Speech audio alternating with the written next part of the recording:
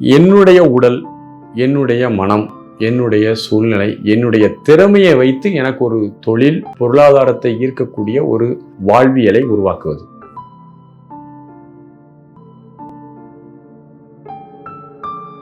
அனைவருக்கும் அன்பான வணக்கங்கள்.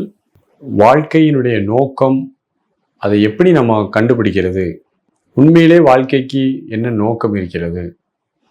நம்ம ஒவ்வொருவரும் பிறந்ததுனால் இந்த பூமியிலேருந்து தப்பிச்சு ஓடிட முடியாது. இங்கே கண்டிப்பாக வாழ்ந்துதான் ஆகணும். இல்லை நான் வாழவே பிடிக்கல அப்படின்னு சொல்லி சூசைட் பண்ணி இறந்தா கூட ஆவியாக இந்த உலகத்தில் சுற்றிட்டு தான் அலையணும். இந்த உலகத்திலிருந்து நாம் தப்பித்து ஓடுவது என்பது தவிர்க்க இல்லாத ஒன்று. நாம் எதிர்கொள்ள முடியாத போது, இந்த வாழ்க்கையை எதிர்கொள்ள முடியாத போதும், உடல் அளவில் மனதளவிலும் பாதிக்கப்படும் போது தான் பல உளவியல் பிரச்சனைகளுக்கு நம்ம ஆளாகிறோம். மனித உயிர்கள் மட்டும்தான் இந்த மாதிரியான கேள்விகள்லாம் கேட்டுட்டு இருக்குது.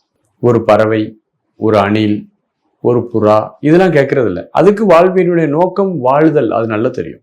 இருக்குது, அந்த உடம்புல இருக்கிறது வரையும் பசிக்குது, சாப்பிடுது, இனப்பெருக்கம் செய்யுது, ஆடி பாடுது, பறக்கிறது, வயது வந்தோடனே இறந்து போயிடுது. மனிதன் மாத்திரம்தான் இந்த கேள்வியை கேட்குறான். எனக்கு வாழ்க்கையினுடைய நோக்கம் என்ன? நான் என்ன செய்யணும்? எதுக்காக நான் பிறந்திருக்கேன்? அப்படிங்கிற கேள்வியை கேட்குறான். உண்மையிலே வாழ்க்கையினுடைய நோக்கம் வாழ்தல் என்ற ஒரு செயலை நாம் செய்ய மாட்டோம். நம்ம வாழணும். இந்த உடல் புலன்கள்லாம் நமக்கு இயற்கை கொடுத்துருக்குது. அந்த புலன்களை வைத்து இந்த உலகத்தை உற்று உணர்ந்து அறிந்து ருசித்து வாழ வேண்டும் என்ற ஒரு தன்மையில தான் கொடுத்துருக்கும். அதே நேரத்தில் மனதையும் இந்த இயற்கை கொடுத்துருக்கு.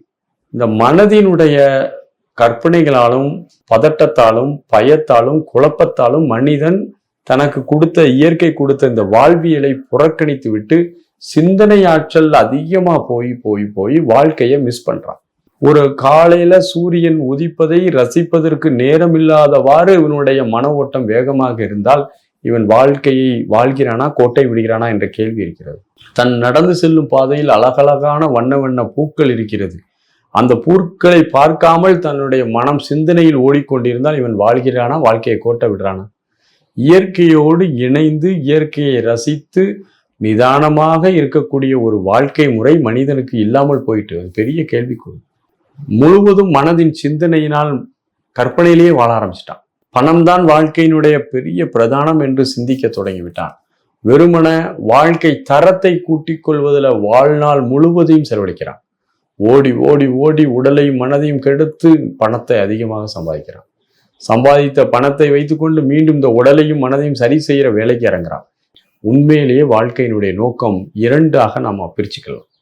ஒன்று, என்னுடைய உடல், என்னுடைய மனம், என்னுடைய சூழ்நிலை, என்னுடைய திறமையை வைத்து எனக்கு ஒரு தொழில், பொருளாதாரத்தை ஈர்க்கக்கூடிய ஒரு வாழ்வியலை உருவாக்குவது.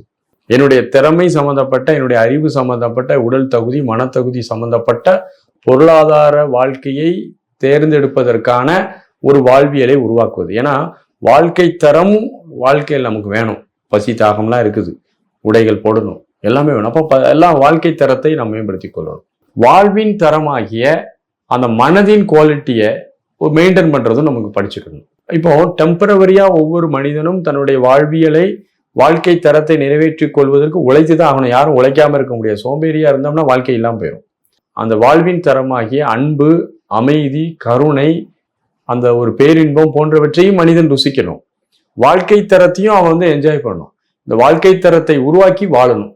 இது ஒரு பேலன்சிங்கான ஒரு ஸ்டேஜ். அப்போ ஒவ்வொரு மனிதனுக்கும் தன்னுடைய வாழ்க்கை தரத்தை உசத்தி கொள்வதற்கு திறமையை வளர்த்து கொண்டு படித்து நல்ல வேலைக்கு போய் பொருளாதாரத்தை நிறைவா பதட்டப்படாமல் ஒரு ரிலாக்ஸா ஈட்டுக்கொள்ள படிச்சுக்கணும். வாழ்வின் தரத்தை வலுப்படுத்துவதற்கு தியானம் போன்ற முறைகளை நன்கு பழகி கொள்ள வேண்டும். பெரும்பாலும் வாழ்க்கை தரமும் வாழ்வின் தரமும் ஒன்றாக இருக்கிறது மாதிரியான முறைகள் சில இருக்கிறது.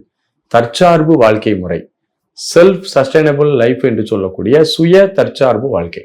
நமக்கு தேவையானதை நாமே உற்பத்தி செய்து கொண்டு அதுல இயற்கையோடு இயற்கையாக கலந்து நம்மகிட்ட இருக்கக்கூடிய உணவுகளை உபரியா இருக்கிறத மற்றவர்களிடம் கொடுத்து மற்றவர்களிடம் இருக்கக்கூடிய உணவு முறைகளை நாம் வாங்கி கொண்டு நாம் ஒரு வகுத்து கொண்டோம்னா நம்ம அது ஒரு நல்ல ஒரு வாழ்க்கை முறை. எல்லா மனிதர்களும் இந்த வாழ்க்கை முறையை நோக்கி நகர்ந்து வரணும். நம்ம வீட்டிலேயே மாடியிலேயே அழகான காய்கறிகள் எல்லாம் போட ஆரம்பிக்கணும். அப்போ தற்சார்பு வாழ்க்கையுடன் கூடிய ஒரு வாழ்க்கை முறை வாழ்க்கைக்கு இன்னைக்கு அவசியமான ஒன்றாக இருக்கிறது. எளிமையான யதார்த்தமான ஒரு வாழ்க்கையை நாம் உருவாக்கி கொள்ள வேண்டும். வாழ்வின் முக்கியமான நோக்கம், வாழ்க்கையினுடைய முக்கியமான நோக்கம் பேர் அமைதியுடன் இந்த ஒவ்வொரு கணப்பொழுதும் இயற்கையோடு இணைந்து இருப்பது, ரொம்ப ஹாப்பியா இருக்கிறது.